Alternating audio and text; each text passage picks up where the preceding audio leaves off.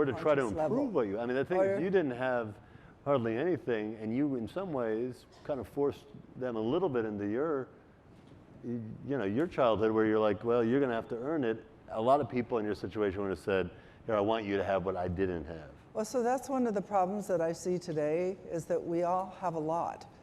Well, not all. There are many of us that have a lot.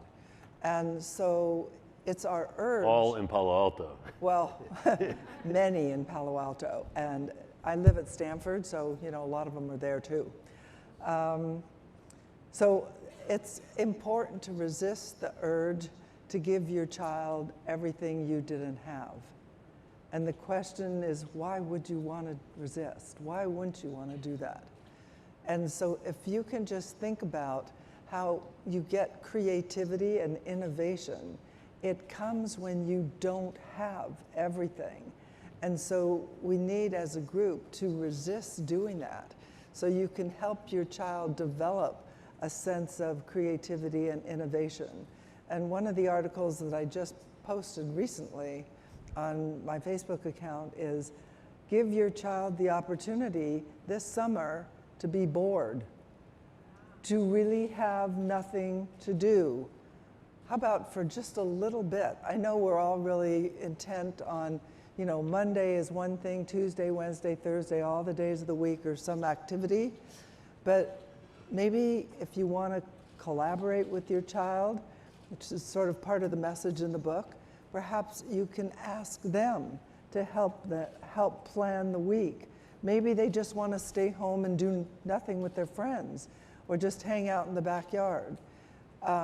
So it's hard to, in these days, to get that to happen. And then how do you fight off the pressure that your kids put on you, because all their friends get what they, you know, they all have an iPhone. You know, my kids have an iPhone 6 and they feel deprived because everyone else has an iPhone X.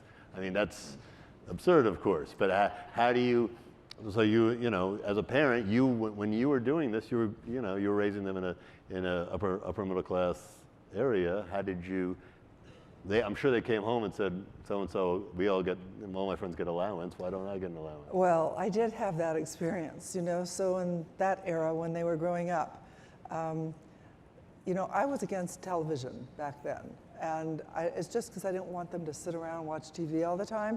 And at that point, the biggest TVs were 24-inch and 30-inch TVs, color TVs. And I didn't want them to feel deprived. So I said, okay, we'll get a TV. Okay, so they had Mr. Rogers, you know, in Sesame Street, so I thought that was important. But just let me tell you what kind of TV I got. I bought a 13-inch black and white TV. And you had to dial it, right?